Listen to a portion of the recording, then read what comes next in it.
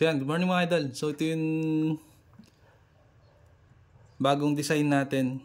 So ito, ready to mass produce na to.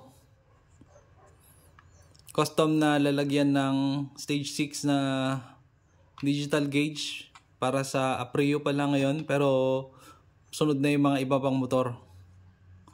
So ganito siya. So ito yung shape ng pang Aprio na speedometer. Ayan. Para pag sinalpak, saktong-sakto yan. Yun. So yung unang design natin, dito. Ito, dami kong sinayang na design, pero so ito, 2 weeks natin ginagawa to. So ito yung unang design natin. Sabi ko, one piece na lang para mas madaling i-produce.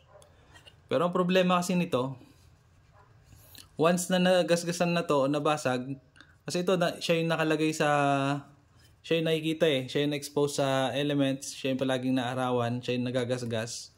So once na nasira na to, papalitan mo na yung buong to. So gumawa na lang ako ng 3 parts. So yan. Ito yung design natin.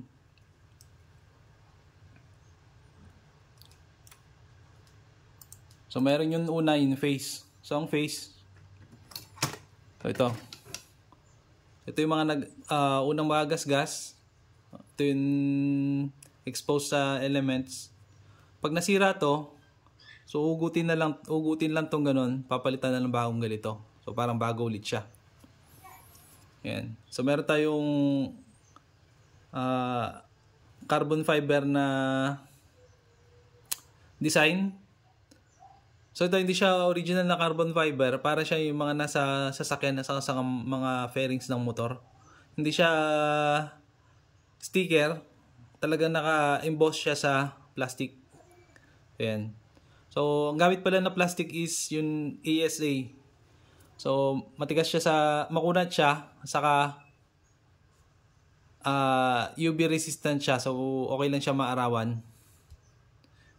Hindi yun kagaya ng ibang plastic na ABS, gano'n, na matigas nga siya, pero hindi siya masyadong komportable sa araw. So ito ginawa talaga para sa outdoors. So yun. Yung ASA, lalagay ko na lang sa comment section yung properties niya. So ito siya. Tapos yung second naman na part niya, yung base. Ito yung base. So yan. Ito yung nakatornilyo sa batok ng ating motor. So yan. So ito naman siya.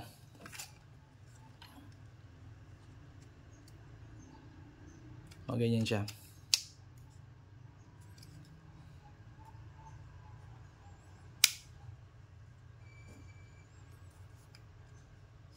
Ito hindi ko na nilagyan ng tornilyuhan to kasi glue na lang or double sided, kasi hindi naman, pag nakalagay itong ganito, hindi naman siya basta matatanggal.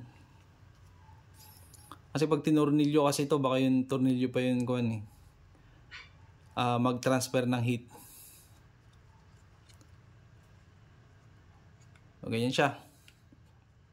So pag nilagay na yung stage 6 dito, ang susunod naman natin na ilalagay is yung letter C natin. So ito yung cover. So ayan siya. So yung cover nito.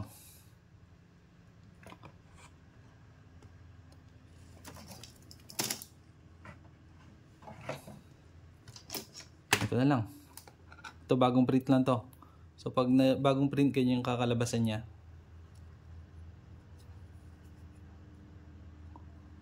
So, tutornilyo lang na ganito to.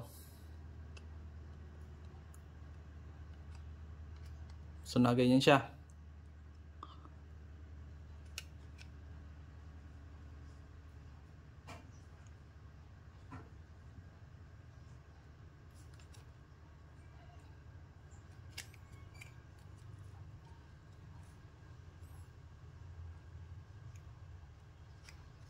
Ayan.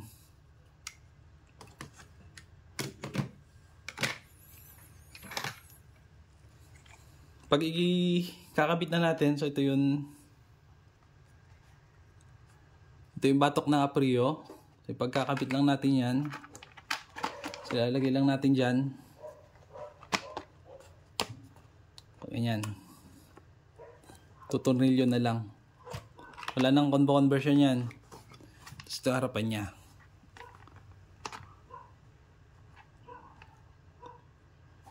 Yun.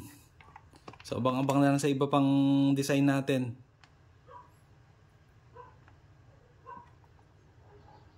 Yun.